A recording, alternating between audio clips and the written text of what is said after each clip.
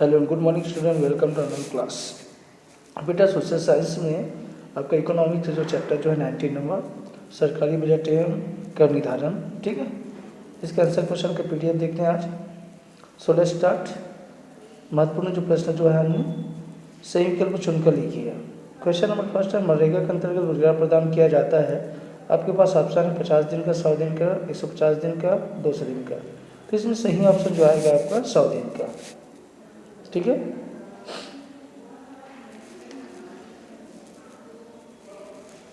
Hello, second number question है, सरकार की राजस्व का सबसे बड़ा स्रोत है कर, ठीक है, कर, सी ऑप्शन। थर्ड नंबर है, सरकार की आय और व्यय का लेखा जोखा होता है बजट, डी ऑप्शन बजट। चौथा है, केंद्रीय बजट पारित किया जाता है संसद में, ए ऑप्शन। प्रत्यक्ष कर है मनोरंजन कर, सेवा कर, इनमें से कोई नहीं। राइट ऑप्शन आपका डी आएगा, इनमें से कोई नहीं है, ठीक है। पांचवा का क्या आएगा आपका, इनमें से कोई नहीं है।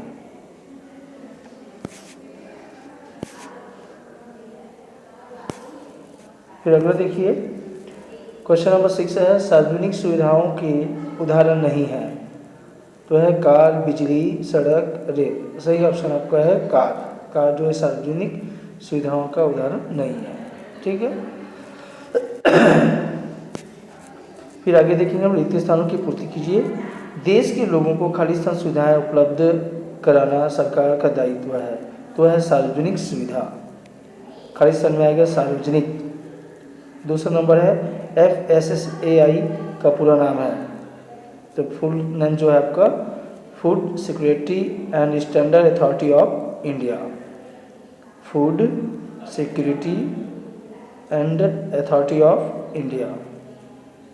तीसरा नंबर है, खाली स्थान में सरकार की आय व्यय का विवरण होता है। खाली स्थान में आएगा बजट, ठीक है। चौथा नंबर है, कारखानों में उत्पादित वस्तुओं पर लगाया जाने वाला शुल्क खाली स्थान कहलाता है।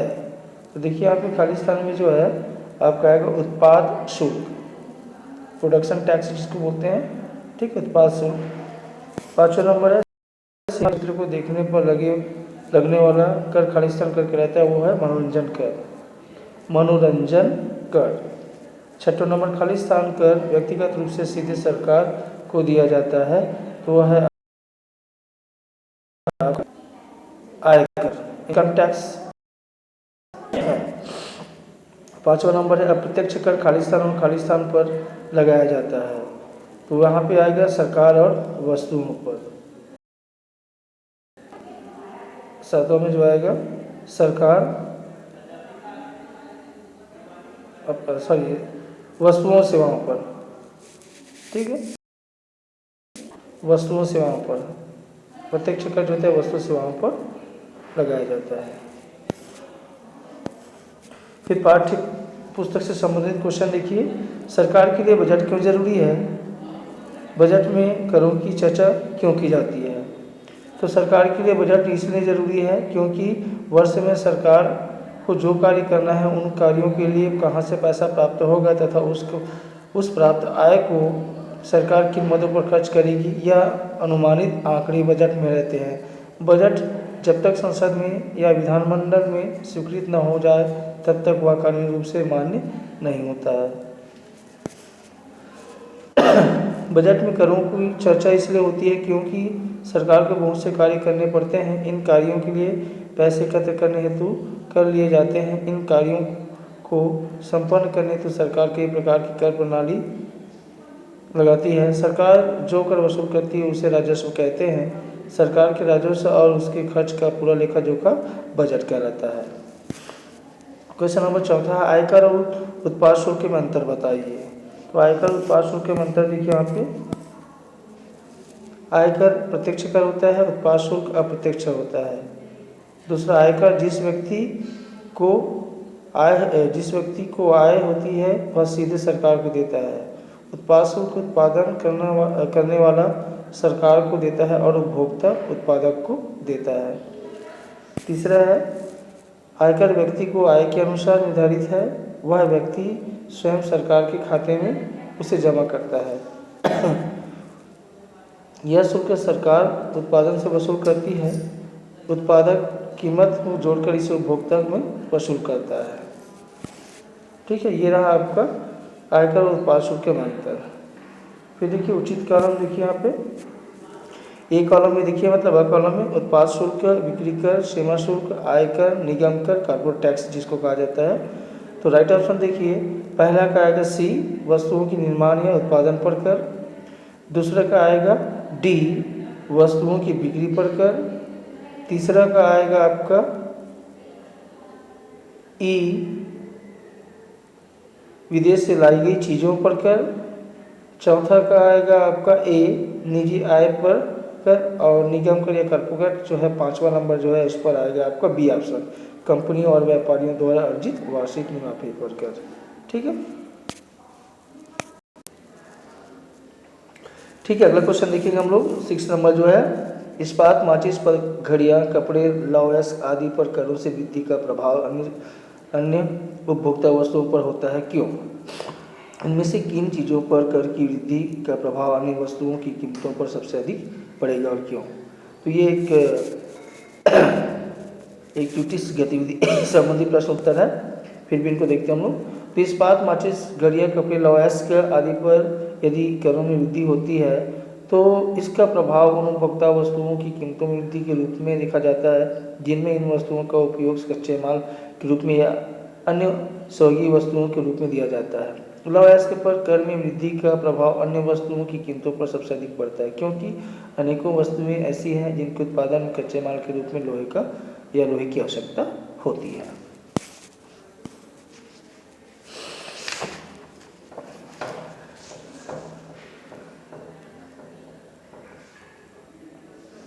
उसके बाद 7वां नंबर जो है गतिविधि से आधारित क्वेश्चन है। 8वां नंबर भी जो है आपका गतिविधि वाला है। ठीक है, जैसे इनको मैंने पुस्तक पढ़ाते समय आपको बताया था, चिच्चू की यह मकान 4 लोगों में किराए पर लिया जाता है। अच्छा, इसको देख लेते हैं, बहुत बढ़िया क्वेश्चन है। क्वेश्चन है 4 दोस्त मिलकर एक साथ एक मकान पर किराया लेते हैं। इसका मासिक किराया जो है 2000 रुपये है। इन चारों में इसका बंटवारा कैसे होगा? इनमें से 2 लोगों की मासिक आय 3000 रुपये है जबकि 2 अन्य लोगों की मासिक आय 7000 रुपये है। क्या किराया से बंटवारे का कोई अन्य उपाय है ताकि सभी लोगों को इसका भार एक जैसा महसूस हो? किराए में बंटवारे का आप कौन सा तरीका पसंद करेंगे और क्यों? ठीक है, तो देखिए चूँकि यहाँ मकान 4 लोगों के लिए ने किराए पर लिया है और चारों उसका सामान उपयोग करें, अतः किराए का बंटवारा एक तरीका है। तो यह है कि चारों बराबर 500 रुपये जो है वो जमा करेंगे। 5/4 बराबर 2000।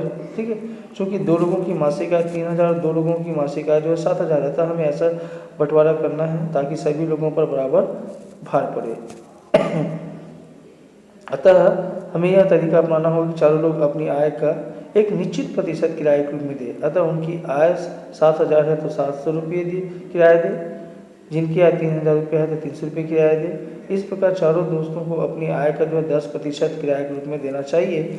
मेरे अनुसार किराया देने का यह तरीका सही रहेगा। ठीक है, तो कहने का मतलब ये है कि जितना आय है उस आय में जो होता है 10% जो है वो टैक्स के रूप में निकाला जाता है। तो 3000 वाले कितना देंगे? 300 रुपया, और 7000 वाले जो कितना देंगे आप? क्या? 700 रुपये। तो ठीक है, 3 6 हो गया और 14 और 6 20, 20,000 20 मतलब 2000 रुपये आपका जमा हो जाएगा।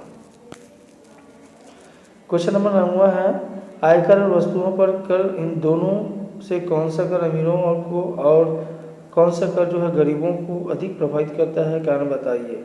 तो आय पर कर अमीरों को अधिक प्रभावित करेगा और वस्तुओं पर कर गरीबों को अधिक प्रभावित करेगा, क्योंकि आय पर लगने वाला कर एक निश्चित आय के बाद ही लगता है जो प्रायः गरीबों को नहीं देना पड़ता, और अमीरों में जिनकी आय कम है उन्हें कम और जिसकी आय ज़्यादा है उन्हें अधिक कर देना पड़ता है। इस प्रकार आयकर का प्रभाव जो है अमीरों पर अधिक पड़ता है।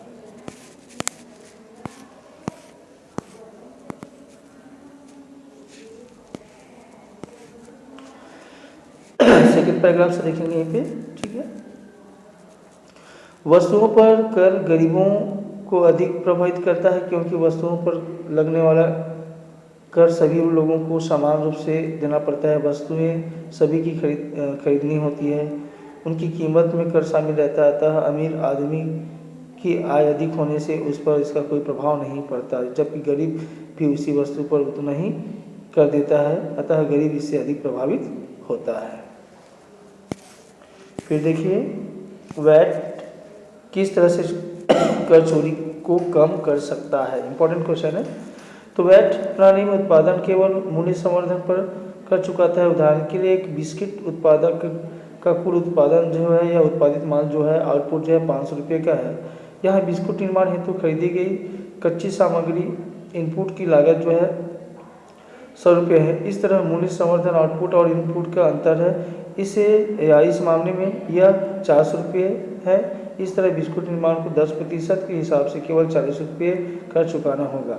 इस निर्माण में जिस इनपुट का इस्तेमाल किया जाता है उन पर पहले ही कह दिया जा चुका है कि इस पर दोबारा कर नहीं लिया जाएगा। इस प्रणाली में सरकार को कुल मिलाकर 10 धन 40 धन 50 रुपये का कर मिलेगा। इस तरह वैट प्रणाली में निर्माता को कम कर चुकाना पड़ता है। इस व्यवस्था में सभी निर्माताओं और व्यापारियों को बिक्री और खरीदी का सही रिकॉर्ड रखना होगा। इसी बिल के आधार पर वे दावा कर सकेंगे कि इनपुट पर पहले ही कर हो चुका है। इससे कर विभाग भी विक्रेता और विक्रेता बिलों का मिलान कर सकेंगे। इस प्रकार इस प्रणाली में कर चोरी की संभावना जो होती है वो कम होती है। तो लास्ट क्वेश्चन बेटा आपका इम्पोर्टेंट क्वेश्चन है,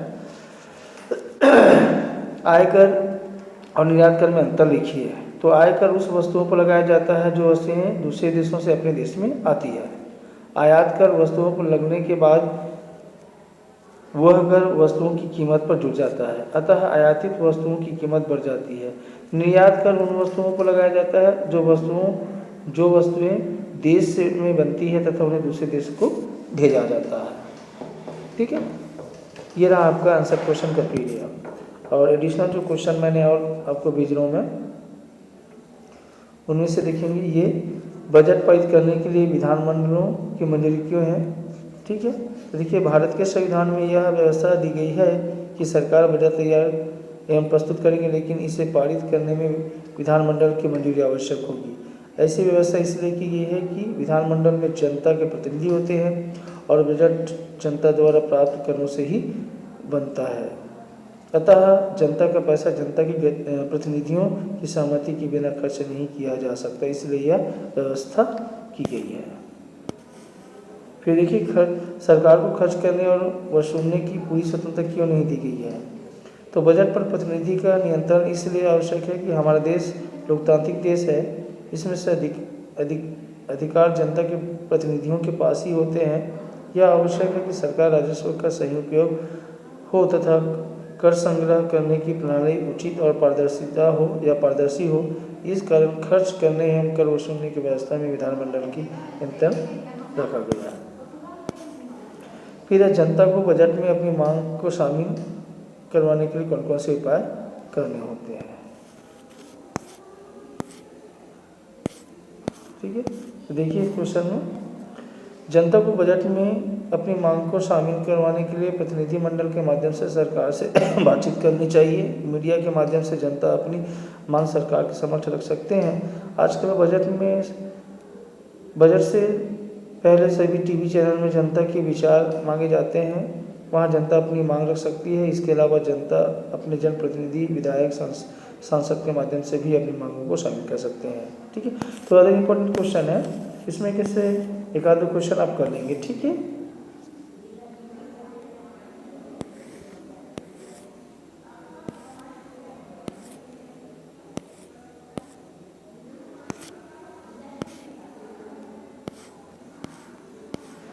okay, that's all, good day.